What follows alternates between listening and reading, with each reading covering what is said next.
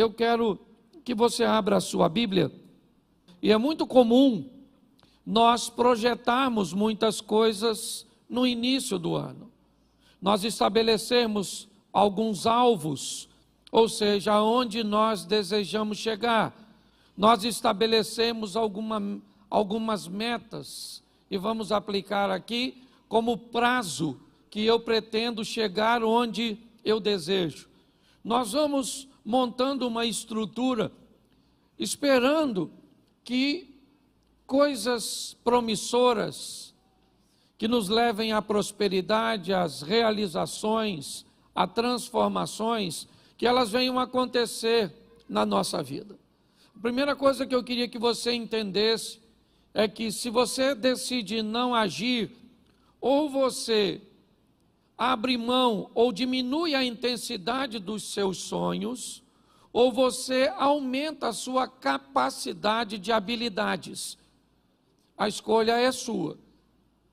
Ou você vai diminuir, né, o seu prognóstico, a sua perspectiva para 2021, ou você vai aumentar o seu afinco, a sua dedicação, aquilo que você planeja fazer para que os seus sonhos se tornem realidade. É muito importante nós olharmos para esse início do ano, porque eu acho que muitos de nós já estamos aí, se não todos, estabelecendo algumas coisas que pretendemos fazer ao longo desse período.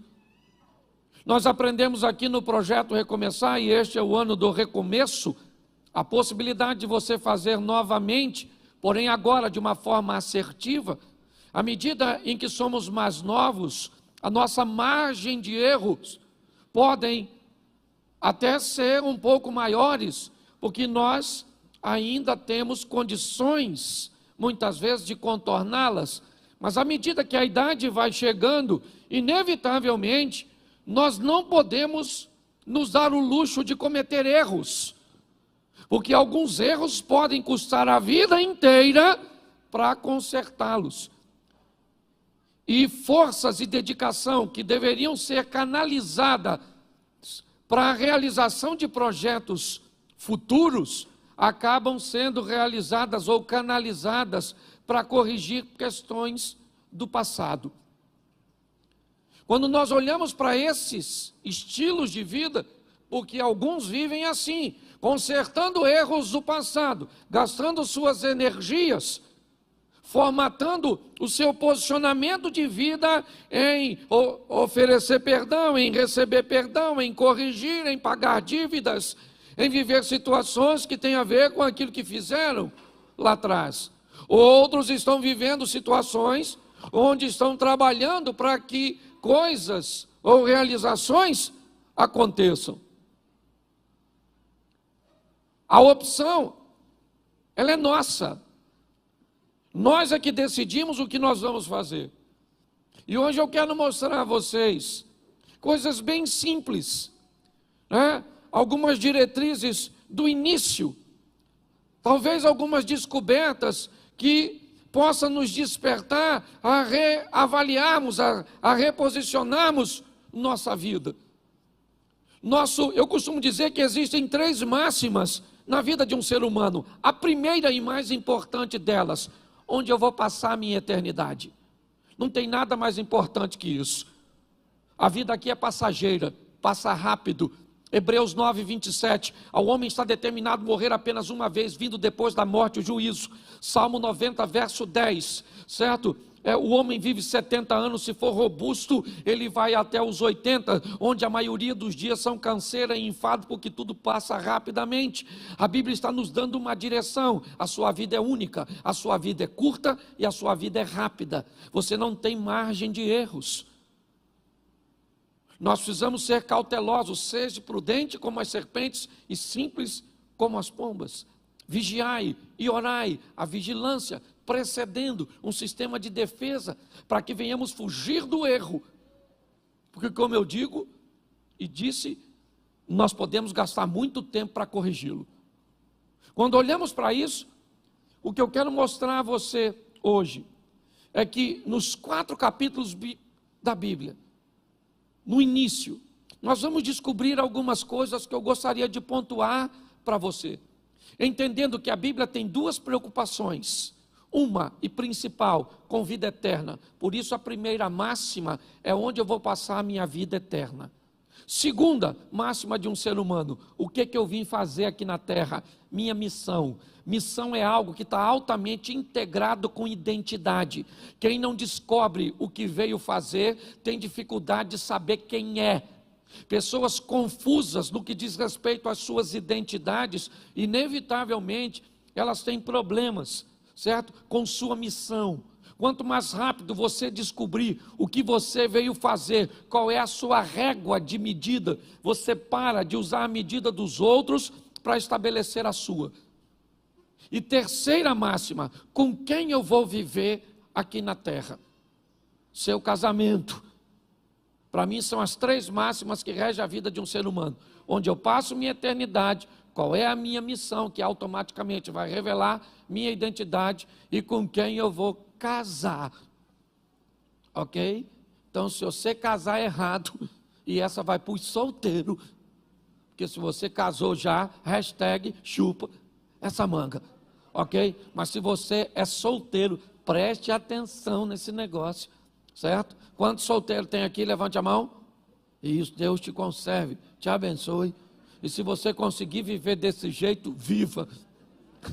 Se cansar de ser feliz, vem sofrer com a gente. Ok? Então preste atenção.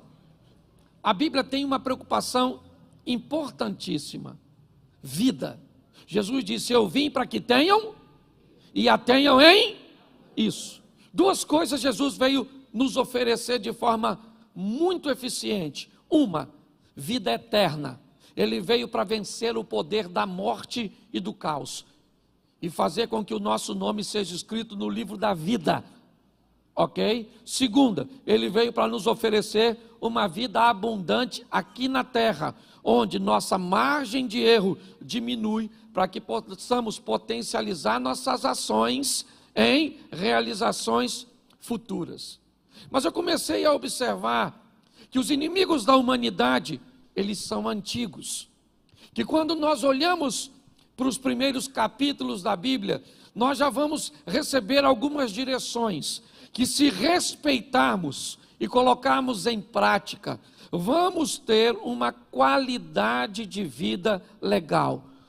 Por favor, entendam o que eu vou dizer. Ah, pastor, o mais importante para mim é ir para o céu. Não é para você que é isso que é mais importante, é para todos os seres humanos. A coisa mais importante é a nossa salvação. Só que tem algum valor agregado nisso, que nós precisamos decidir se queremos para a nossa vida ou não. E pior, se não queremos, não marginalizar e não penalizar com posturas e posicionamentos incorretos de quem resolveu aceitar. Quando Jesus diz, eu vim para que você tenha vida e tenha vida em abundância. Esse texto refere-se à vida terrena, porque a vida celestial, ela já é abundante. Se você se prender e dizer para mim ou para qualquer, pastor, meu negócio é ir para o céu, eu não estou preocupado com outra coisa, não tem problema nenhum, até porque você resolveu escolher uma parte extraordinária, buscai primeiro o reino e a sua justiça. O restante tudo é passageiro. Então você tem todo o direito de dizer, pastor, eu não quero saber de prosperidade, eu não quero saber de felicidade, eu não quero saber de nada. Eu quero saber que meu nome está escrito no livro da vida e eu já estou satisfeito, estou só esperando Jesus voltar ou eu morrer. E está joia. Tem algo de errado nisso? Claro que não. Só que a Bíblia também diz que Deus nos oferece aqui nessa terra vida abundante. Jesus disse isso a Pedro. Se você abrir mão, certo, por minha causa, você recebe 100 vezes mais aqui na terra. Então, como é que nós conseguimos alcançar esse estilo de vida de alta performance, de resultados extraordinários? em todas as áreas. E por favor, tira esse R cifrão da frente, porque parece que quando a gente fala isso, todo mundo já pensa logo em ficar rico. Nós estamos falando de prosperidade. Riqueza é ter muito de uma coisa só. Prosperidade é ter o suficiente de tudo. E é isso que nós estamos oferecendo. Então, se nós temos duas vidas, até porque a Bíblia diz em Apocalipse que aquele que vencer não sofrerá o dano da segunda morte. Ok? Então nós temos duas vidas, uma aqui nessa terra, que Deus preparou para nós, e com a sinalização de Canaã, uma terra que mana leite e mel, uma terra de prosperidade. Se nós olharmos para uma visão de pobreza e de miséria, qual é a ideia do céu? Rua de barro, umas casinhas simples, uns puxadinhos, um calor infernal. A promessa é que ruas serão a promessa são de mansões celestes. Então você não venha querer enfiar na minha cabeça. Uma visão pequena, você pode enfiar na sua e eu vou respeitar. Agora não tenta colocar na de todo mundo. Nós expomos a palavra e já já você vai entender o que eu estou querendo dizer. Mas no final das contas é você que escolhe. Então se você quer ser próspero, não fale mal de quem não quer. E se você não quer ser próspero, não fale mal de quem está nadando de braçada. Ok? Porque hoje às vezes o que acontece é isso. Um vai para uma extremidade e fala mal do outro. É igual o tradicional falar mal do pentecostal. Já viu? Tem aquele pessoal que não acredita no Espírito Santo, não acredita nos dons, não acredita em cura, não acredita em anjo, não acredita em nada. Aí ele mete o sarrafo na turma que vê bola de fogo, caneta de fogo, que acredita nas línguas, nos dons e na cura. Em contrapartida, o outro diz que essa igreja que não acredita nada disso, não é nem igreja, é sorveteria. O que é isso? Um ambiente que leva as pessoas a viver numa extremidade. E não é isso.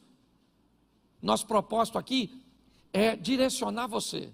Então, se você olhar um pouquinho mais de cuidado, e depois você pode olhar em casa, Gênesis 1:1, vamos começar do começo. No princípio, criou Deus os céus e a... Lê de novo. Agora fica melhor. Não, volta lá, que fica melhor a leitura. Vamos lá, gente. Feche seus olhos.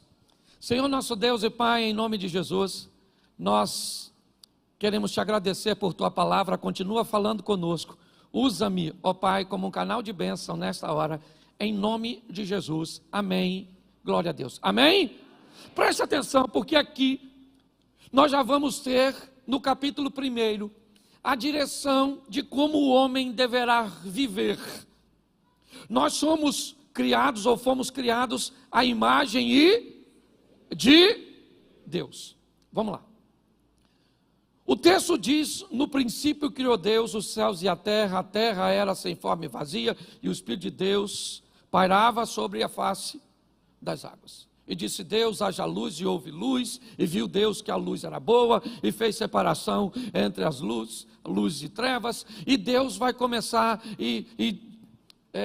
haja uma porção seca no meio das águas. Preste atenção, porque o que Deus está dando direção é o estilo de vida que Ele vai pedir que nós venhamos a viver. O que é a fé? A fé é o firme das coisas que não mas que se esperam. A Bíblia diz que o justo viverá pela fé. E se a fé é o firme fundamento das coisas que não se veem, mas que se esperam, Deus está criando o mundo utilizando uma coisa que vai pedir que nós tenhamos. O que é? O que é? Fé. E disse Deus: haja. A luz existia, mas passou a existir.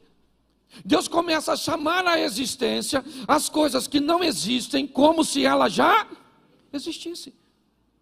Quando nós olhamos o início do Gênesis, é ali que nós vamos entender que estilo de vida nós precisamos trilhar.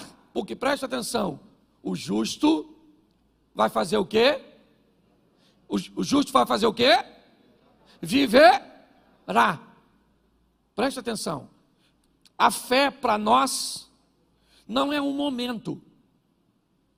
A fé para nós é um estilo de vida. O justo viverá pela fé. Ah, pastor, eu não sou justo porque eu sou pecador. Quando a Bíblia diz o justo viverá pela fé, ela está querendo dizer o justo é todo aquele que foi justificado por Jesus, não aquele que não tem erros. Cuidado com a aplicação literal de uma palavra que ela pode atrapalhar a sua vida. O que é um justo na Bíblia? Quando a colocação é: Jó era um homem justo, sim ou não? Sim ou não? Mas ele cometia erros, sim ou não? Sim, mas a Bíblia diz que ele era justo. Qual era a justiça desse homem? Acreditar que havia um Deus cujo qual ele servia. O que a Bíblia está nos dizendo no capítulo 1 é: nós precisamos entender que o nosso estilo de vida vai ser de fé. A nossa vida vai depender da nossa fé. Ou seja, aquilo que faz com que acreditemos em coisas que ainda não aconteceram, mas nós temos certeza de que o nosso Deus está no controle de tudo e Ele vai agir a nosso respeito. Amém? Sem fé é agradar a Deus. O modelo de criação é baseado na fé. Eu não estou dizendo que Deus tinha fé, eu só estou dizendo que Ele está utilizando uma forma de criação para nos ensinar o que é fé. Chama as coisas como se elas já existissem.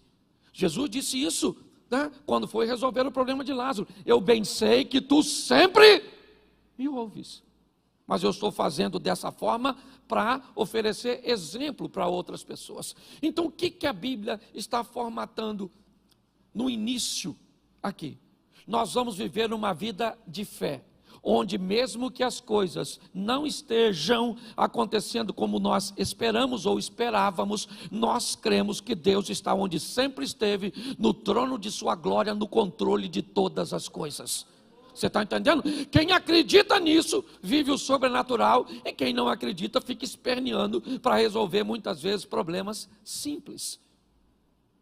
O modelo que Deus nos pediu é de fé. Mas quando nós vamos olhar um pouquinho à frente, nós vamos aprender uma coisa muito interessante. Nós vamos aprender a apresentação do nosso adversário. Seria muito fácil se nós recebemos essa informação e fosse só levar adiante para colocarmos em prática. Mas quando nós vamos olhar o capítulo 3 de Gênesis, o que a Bíblia vai fazer é, se no capítulo 1 ela nos apresenta quem é Deus, no capítulo 3 ela apresenta quem é o adversário, Satanás, o nosso opositor. Eu vou dizer para você com muita propriedade: se você é daquele que acredita em Deus e não acredita no diabo, você vai ter sérios problemas. Porque uma das coisas mais importantes na nossa caminhada de fé é entender que tem alguém que vai se opor a nós, que ele é mais forte do que nós, mas não é mais forte do que o nosso Deus. Reconhecer como nosso adversário trabalha, reconhecer quais são suas armas, reconhecer como ele ataca, vai nos dar uma grande vantagem sobre Satanás. A Bíblia nos dá algumas informações, e pastor, onde Satanás está nos primeiros capítulos? Na serpente, na figura da serpente, que tem um propósito, certo? De fazer com que o homem se perca. Quando nós olhamos, eu vou te mostrar alguns textos. 1 Pedro, capítulo 5, verso 8, coloca aí para a gente, fica numa tradução só no telão, é mais fácil. Presta atenção a algumas informações. Sede sóbrios, vigiai, porque o diabo, o vosso,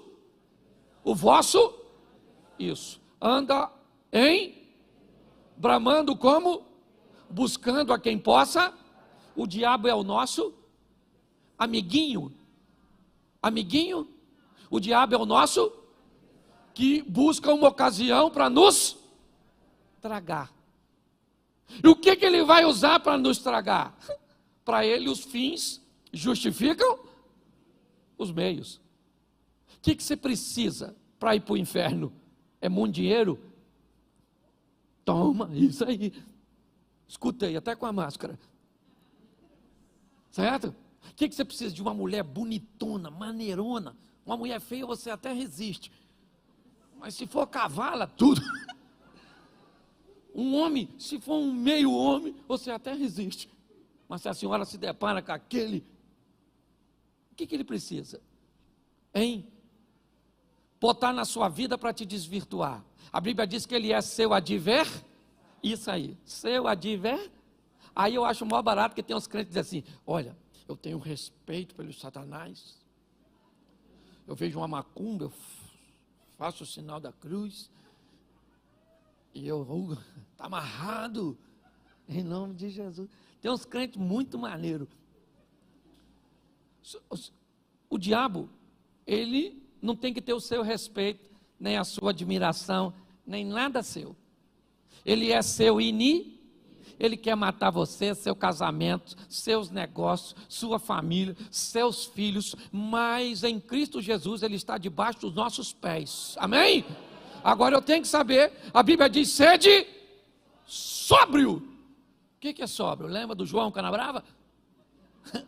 Sóbrio, uma mente que não esteja dopada. Ou do João Canabrava, dopada pelo álcool. Pastor, eu nem bebo, louvado seja Deus. Mas às vezes a religiosidade é uma toxina que entorpeceu a sua mente. Às vezes a ignorância é uma toxina que entorpeceu a sua mente. Nós precisamos entender que a Bíblia diz, sede, até porque para você vigiar você tem que estar em alerta. Porque o diabo é o vosso adversário. É isso que a Bíblia está dizendo. Vamos lá? Atos dos Apóstolos 13:10. Apóstolo Paulo. Olha que coisa legal. Atos 13:10. Bota aí. Lê para mim aqui. Filho do. Sabe o que Paulo está falando? Que ele mais é filho do. Quem foi que falou isso? Eu já subi nesse púlpito para falar que na igreja tem uns filhos do diabo. Quase cortaram meu pescoço. Pastor, aqui na igreja ninguém é filho do diabo, todo mundo é filho de Deus. O Paulo está falando que tinha filho do diabo. E se tinha filho do diabo lá, tinha ou não tinha? Tinha ou não tinha? E tem filho de diabo perto da gente às vezes, sim ou não? Sim. É só você olhar as atitudes que definem a paternidade. Eu preciso preparar você, porque às vezes a gente pensa, certo? Que todo mundo é gente boa. Deveria ser, porque a imagem é a semelhança de Deus. Mas tem uns irmãos, nem posso chamar de irmão, tem uns parentes nossos, entendeu? Que deve ser filho do adultério. Uns filhos do Satanás. E às vezes eles estão onde? Dentro da igreja. Porque tem joio no meio tem cabrito no meio das. Isso aí, gente. É isso aí. A palavra está forte que a criança se sentiu. É assim mesmo. Ok? Então entenda bem. A Bíblia tem filho do diabo no seu trabalho. Tem ou não tem? Na rua onde você mora, na igreja que você frequenta, na sua família, os filhos do diabo que é parente. Ou seja, é só nós mudar o comportamento que vira filho do diabo também. Então, por favor, quando eu falo isso, e falo isso de uma forma mais veemente na igreja que eu pastoreio, para você que está assistindo, aqui é a igreja que eu sou pastor. Então eu falo, e aí na internet também tem. Filho do diabo. Achou que era só aqui onde eu estou pregando? Também tem. Porque tem em todo lugar. O diabo tem funcionário. Às vezes, não full time. Tempo integral.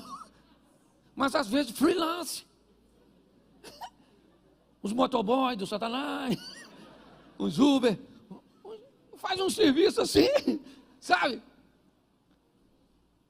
Nós precisamos entender, Ele é nosso o nosso Deus é o Todo-Poder, o Criador, amém?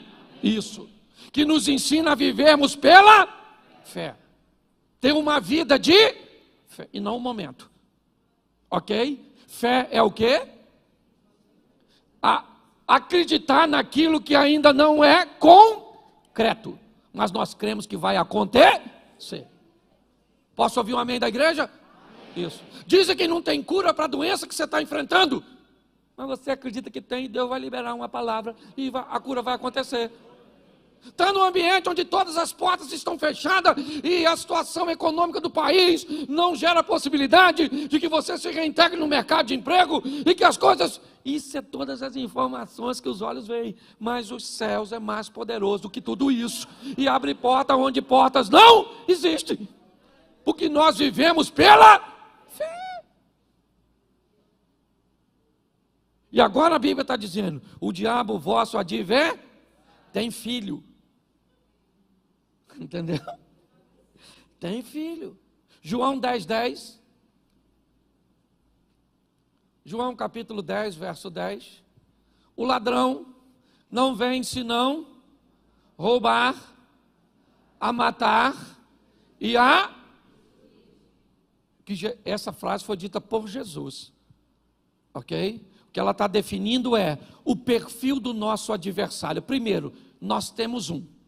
Ele não é amiguinho, não é irmãozinho, não é personagem aí das séries televisivas. Lúcifer, um diabinho maneiro. Ele não é o fantasminha, como é que é o nome dele? O Gasparzinho. O Satanás quer matar você, destruir você, e eu também. Mas nós não vamos dar mole, porque a Bíblia diz ser de sobra e vigie. Isso. Porque o diabo está porque o Senhor dará ordem aos seus, para que se acampe e o diabo vai ficar e Deus vai ficar Isso aí. O máximo que o diabo vai fazer é assim, ó.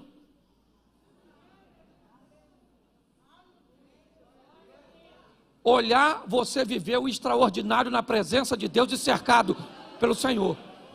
É isso. Não dá mole, porque se você for lá fora, ele te arrebenta. Quem já foi, sabe. Volta tudo ferido. Eu tenho um cachorro lá no meu sítio que está atravessando esse problema. O Lourinho. Lá no sítio tem comida, tem segurança, tem tudo. Tem espingarda, nós tem, para espantar.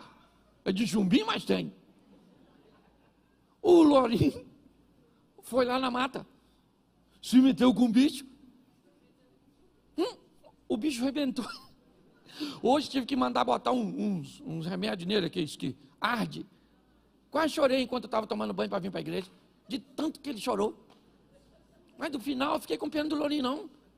Que eu pensei, Lourinho é um otário. Lá na mata tem filho do diabo. Arrebentou meu cachorro. Quem quiser ver, pode ir lá, não estou contando história não.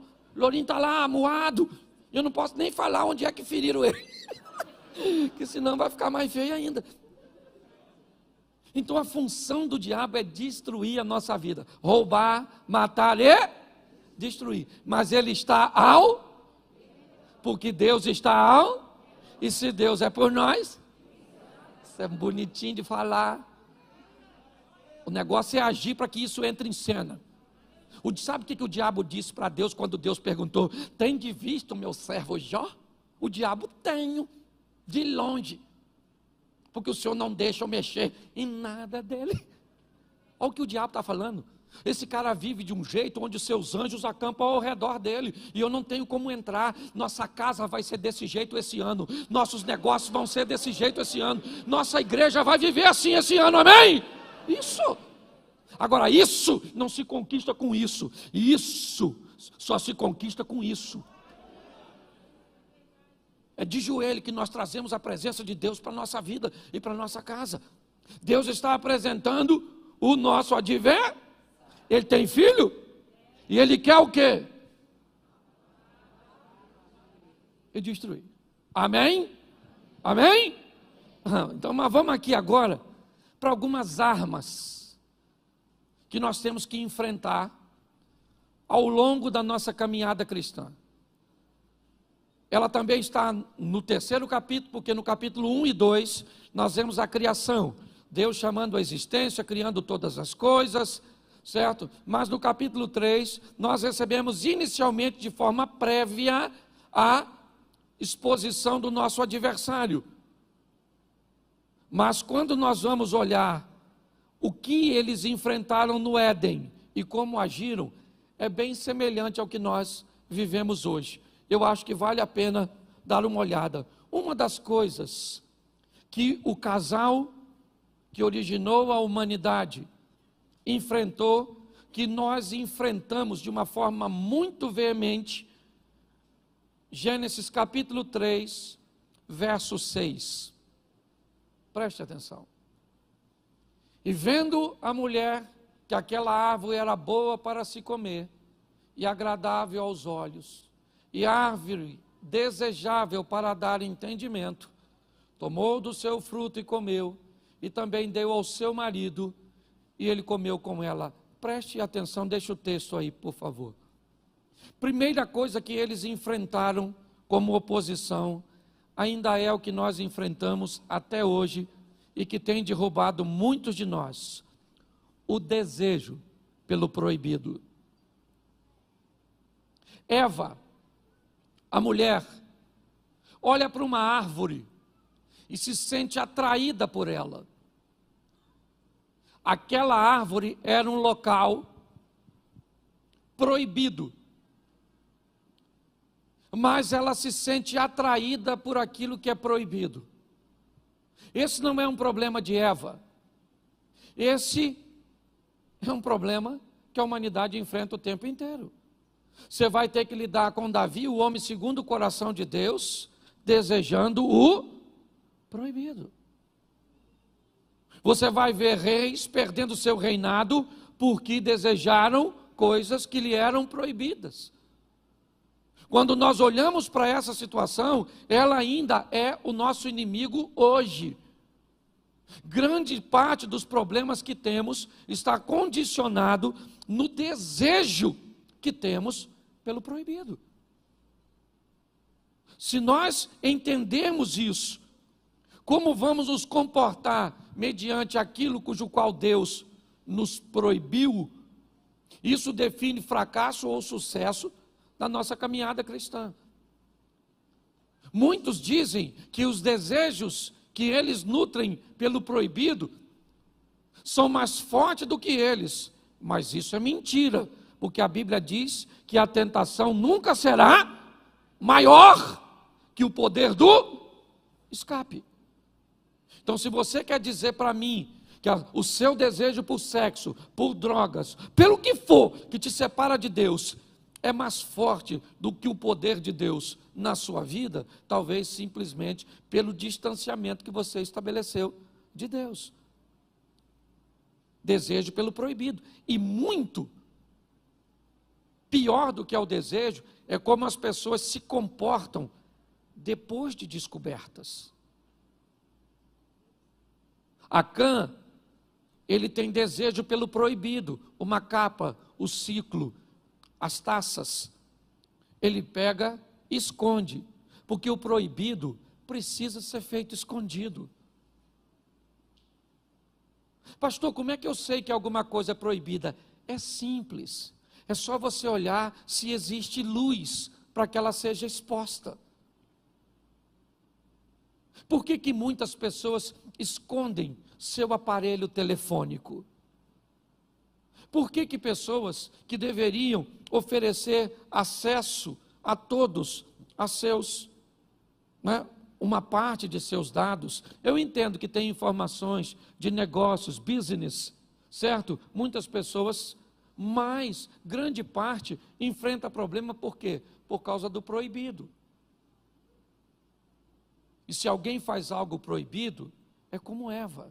Primeiro, olhando aqui, até mesmo para o Éden, apesar de nós olharmos inicialmente e ver apenas um casal, as coisas ainda continuam do mesmo jeito. Todas as vezes que fazemos algo, que queremos algo, fazer algo de errado, o número de pessoas que temos para desabafar ou abrir o nosso coração é muito pequeno. Porque nós temos medo. Quantas vezes Noé viu seu filho Cã pelado, nu? Mas bastou o filho ver o pai uma vez nu e foi lá fora e contou para os outros. Hoje, muitos de nós nos sentimos atraídos por situações proibidas. Que se tivéssemos alguém para desabafar, para orar por nós, ou para nos indicar muitas vezes um profissional, porque tem situação que ela é tão absurda, que precisa de um profissional para oferecer uma ferramenta que possa ajudar essa pessoa a sair dessa situação. Mas não, elas vivem em looping de remorso e a mesma postura, sabe? Eu me masturbo, mas eu me arrependo, ou melhor, eu tenho remorso, eu olho para a pornografia, mas eu faço isso, mas o que eu tenho é isso, é um looping que sempre me devolve a prática anterior, cuja qual eu aparentemente não consigo me libertar. O que é isso? O desejo pelo proibido. É um inimigo que nós vamos ter que lutar basicamente o tempo inteiro. Segundo inimigo que nós vamos enfrentar e que eles enfrentaram, coloca aí o verso 10, ainda do capítulo 6. E ele disse: ouvi a voz soar no jardim e temi, porque eu estava nu e escondi-me. Presta atenção, porque esse é um dos maiores adversários da humanidade, o medo. O medo. Com a chegada do pecado, o homem diz: eu ouvi a tua voz, e por que eu me escondi? Porque eu tive medo. Em algumas traduções, está escrito até assim, Deus perguntando para Adão: e quem te ensinou a ter medo? Porque não fui eu. Eu criei o mundo debaixo da fé, fazendo com que chame à existência as coisas como se elas já existissem. Estabeleço toda uma estrutura, e agora você vem dizer para mim que está com medo?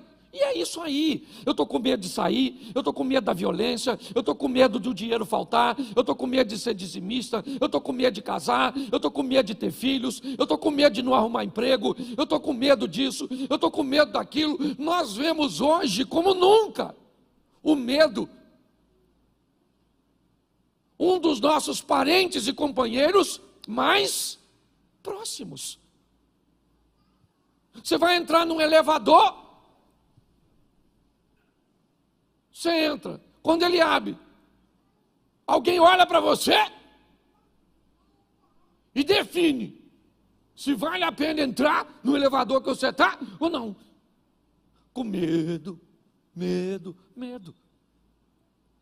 Hoje muitas pessoas ainda vivem enfrentando os mesmos inimigos do Éden, o desejo pelo proibido, certo? O medo ainda é um dos nossos grandes adversários. Você quer outro? Coloca aí o versículo 7, volta um pouquinho. Então foram abertos os olhos de ambos, e conheceram que estavam nus, e coseram folhas de figueira, e fizeram para si aventais. Preste atenção, porque esse é um texto que nós precisamos ter muito cuidado quando olharmos para essa expressão nu. Porque se nós formos olhar isso, nós temos tribos indígenas e uma série de situações onde pessoas andam nuas e não tem nenhum tipo de constrangimento. Mas me parece que esse texto tem uma informação preciosa. É dizer que este casal cometeu um erro e vai tentar consertar por si mesmo, para tentar cobrir aquilo que tinham feito, e aqui representado na nudez. Eles vão coser, eles vão fabricar, certo? Vão preparar alguma coisa que pudesse cobrir a sua nudez. Ou seja, o que nós aprendemos aqui, que é um erro grave, tentarmos resolver coisas cujas quais nós não temos poder. Ah, pastor, eu não acredito nesse negócio de Jesus Cristo salva. Eu acredito que eu tenho que ser bom, eu tenho que fazer o bem, eu tenho que ajudar as pessoas, eu tenho que cuidar das pessoas. O que é isso? É fazer folhas de figueira para cobrir a própria nudez. É tentar resolver um problema que só Deus pode resolver, e eu vou te mostrar isso mais à frente, mas tentando resolver por si mesmo. Tem coisas que você é capaz de resolver, tem perdão que você é capaz de liberar, tem mágoa que você é capaz de equacionar, mas tem coisas que só o Espírito de Deus tira do seu coração. Tem coisas que só Deus pode fazer por você, e muitos cometem o erro de achar que são capazes de resolver todas as questões. Não, aquilo que você pode resolver, não faça corpo mole, resolva. Tem coisas que vai mudar seu casamento e que não é Deus que vai fazer, é sua decisão. Tem coisas que não vão mudar sua situação financeira, não é Deus que vai mudar, é a sua maneira de administrar, é a sua maneira de lidar com os recursos que chegam até você.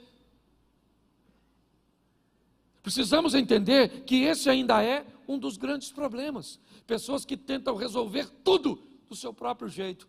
Ah, é? Você magoou sua mulher e agora você acha que ajoelhar lá e pedir perdão vai consertar tudo? Tenta, irmão.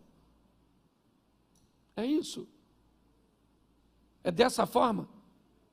Ah, então você fumou 20 anos da sua vida e agora você está com enfisema pulmonar, com câncer no pulmão, e agora você vem para a igreja e você vai dizer: "Ô Senhor, o Senhor me cura". Ele tem poder para curar, sim ou não? Mas se ele não curar, quem foi que causou o problema? Você mesmo. Nós temos que ter maturidade para entender erros que não precisamos cometer. Quando nós olhamos, é essa questão que muitas pessoas enfrentam. Ainda o desejo pelo proibido, o medo, certo? E ainda tem algo mais interessante para observarmos. Verso 12. Então, o que Adão vai dizer isso para quem, você sabe? Para quem? Para quem Adão vai dizer isso? Lê o texto primeiro. Para quem Adão vai falar? Olha como é que Adão é maneiro, o nosso ancestral. Olha que cara extraordinário. Lê para mim.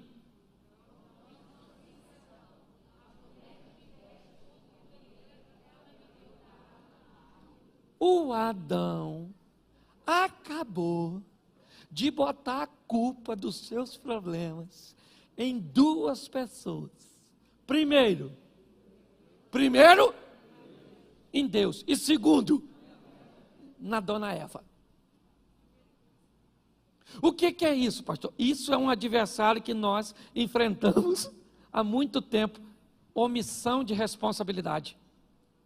Por que você não tem dinheiro? Por causa do Bolsonaro. Por causa do Lula. A Dilma. Por quê? Por que você não casou? Porque está todo mundo virando gay. Por que pensa aí. A culpa, por que você divorciou? Porque a culpa era da sua mulher. Aquela praga, aquela peste, que o senhor não tolerava. Botar a culpa nos outros, gente. Eu aprendi uma coisa naquele gabinete. Se você só ouvir a versão do Chapeuzinho Vermelho, o lobo sempre vai ser mau. Eu já escutei a visão da Chapeuzinho Vermelho. Quando o lobo foi lá, eu achei que ele era Chapeuzinho Vermelho. Eu achei que tinha trocado. Porque se tem uma coisa que as pessoas gostam de botar a culpa nos outros. Por que você não estuda? Por que você não trabalha? Isso aí. Por quê? Você não estuda porque não tem colégio. Entendeu? Você não trabalha porque está muito difícil. Você não é alguém que vai fazer qualquer coisa. Você é alguém que não pode trabalhar para ganhar 2, 3 mil. Que isso é uma miséria. Você é alguém que vem nesse mundo para ser um cientista. Você só esqueceu da inteligência. Deixou no seu ponto de partida. A omissão ainda é um problema. Gente, não dá para ser. Por isso que Davi é chamado. O dia que o Davi, deixa eu lembrar você aqui. Lembra que o Davi olhou a Batseba tomando banho? Chamou a Batseba, vem aqui Batseba, chega aí maneira. E tal, passou o serão na Batseba. E aí Batseba engravidou. Porque Deus também não dá mole não. Pegou uma vez, parece, engravidou. Sabe o que ele fez com o marido da mulher que ele engravidou? Mandou matar. Quem é esse cara? O Davi da Bíblia. O do gigantinho. Acabei de acabar com a reputação dele para você. Tem policial aqui que ele já estava preso. Aí Deus mandou Natan. Olha que Deus foi Natan, nem foi Nagol. Deus foi lá Natan e falou: Natan, dá um pulinho lá na casa do Davi, que eu tenho umas paradas para resolver, uma resenha para resolver com ele. Você vai lá e vai falar com ele que ele adulterou e matou o cara. Davi foi, Natan falou: o cara vai me matar. Deus falou: não, conta uma historinha para ele. Aí o Natan chegou lá, contou uma historinha, né? E eu acho o maior barato, porque o Natan falou assim: olha Davi, deixa eu falar uma coisa com você, aqui no seu reino tem um homem que tem uma ovelhinha e o outro tem 100. Aí vem um viajante para comer na casa desse homem que tem 100 ovelhas. Davi, sabe o que ele fez? Pegou a ovelha do vizinho que tinha uma só e comeu. Davi falou: o quê? Isso é um absurdo, um assinte. Quem é esse homem? Natan falou: tem espelho aí, irmão? Esse homem é? Aí Davi falou: ai, pequei. Ah, Frozinho, preste atenção. Quando ele descobriu que estava errado, a primeira coisa que ele fez foi o quê? Salmo 51, ainda que os meus pecados, certo? O Senhor pode me dar um coração novo, uma vida nova. O cara se arrepende. Como é que nós vamos mudar de vida se o culpado não somos nós, é sempre os outros? É o seu pai, que quer acordar você cedo. E cedo você não funciona, porque você só pega depois de meio-dia. Devia ser filho de príncipe em outra vida, se ela existisse. Ana, te garanto que deve ter vivido mendigo em outra época. Responsabilidade. Quem é o maior responsável? Aliás, deixa eu falar uma coisa para nós que somos pentecostal. Quem é o maior profeta da nossa vida? Quem é o maior profeta da nossa vida? Fala assim: eu. Isso. Eu sou o maior profeta. Sou eu que mando mensagens para o futuro a respeito de mim mesmo. Com o quê? Com as decisões que eu tomo, com meus posicionamentos, com minha vida com Deus. O futuro está aguardando você fazer por Ele o que você nunca fez, para Ele te dar o que nunca te deu. Está na hora, gente, nós vivemos o incrível, o extraordinário, o sensacional. Alguém parar para olhar para tu e diz: menino, tu deu sorte. Sorte é o esforço que o preguiçoso não quer fazer para alcançar o que deseja. E aí é só você ser bem sucedido. Nossa, Deus tem uma panela. É assim com o Eliezer. É assim com... Deus não gosta de mim não. Não, quem não gosta de você provavelmente é você mesmo. Aí o outro esse dia falou comigo assim: pastor, eu não concordo, porque olha só, tem gente que já nasce hoje, o pai dele pode dar um carro para ele, e outros levam a vida inteira para conseguir comprar um carro. É verdade ou não? É ou não é? Mas aí eu pergunto a você: o que o avô desse camarada fez, que hoje pode dar um carro para o filho? Talvez o que o seu avô não fez. Então, se você quer falar mal de Deus, se você quer falar mal de alguém, não fale dos outros nem de Deus, fale dos seus parentes. Meu avô era uma praga que não quis trabalhar. E hoje eu estou só... Mas quer botar a culpa em Deus. Nós precisamos levar a nossa vida, né, para um outro nível. E aqui, um outro problema que nós temos que enfrentar, gravíssimo. O problema, ainda está no capítulo 4 só de Gênesis. Olha só, se não bastasse, deixa eu recapitular aqui para você não esquecer. O desejo, me ajude aí, o desejo, a tentativa de resolver sem Deus. O medo, a omissão, ainda tem um negócio que nós temos com uma facilidade tão grande. O que é? Inveja. Você tem?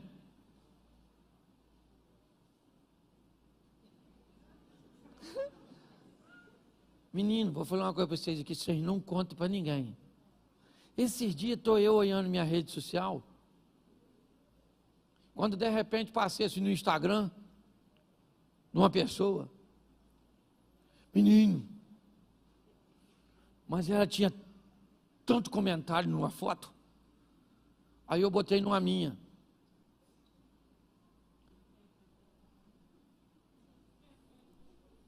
Comentário quase nenhum. Eu fiquei com a raiva. De quem? De quem? Isso me ajuda aí. Porque só eu que tenho inveja. Ninguém tem. A história do Caim e Abel ainda continua na nossa vida o tempo inteiro. É a gente medindo a nossa vida pela régua dos outros. Pare de ficar olhando o que está acontecendo na vida dos outros e trabalhe para as coisas acontecerem na sua vida. Eu estou falando para você, estava eu lá olhando. E esse movimento, até criança de 1 ano já está fazendo. Você entende? Inveja. Inveja. Lembra? Eu já contei isso aqui, já estou terminando já. Eu fui viajar, eu não gosto de falar cidade porque é complicado. Né? Esse dia o Elvis veio aqui e falou que uma praia parecia um valão, que eu falei, quando ele aparecer lá, o nego vai matar ele. Eu fui numa cidade pregada do interior do Nordeste e teve um apagão na cidade. Não foi esse que teve agora no Amapá, Macapá, alguma coisa assim. Anteriormente, já tem um tempinho. E teve um apagão, e era no Nordeste. O Danilo Gentili fez uma brincadeira, dizendo lá no Nordeste já não tinha água. O pessoal queria matar ele lá quando eu fui. Perguntou até se eu conhecia. Eu falei, não ando com esse tipo de gente que fala essas coisas. Tive que me esquivar, certo? Então tem que ter cuidado. Mas eu estava numa cidade dessa aí, e o cara falou comigo assim, pastor, você não quer andar na minha lancha? Eu nem estava muito afim, mas lá é quente. Pensa num lugar assim, que você anda na rua, parece que você vai encontrar o Sadraque, o Mesaque e o Abednego. Sabe? O pessoal de lá, se for para o inferno, vai pedir uma blusa de frio.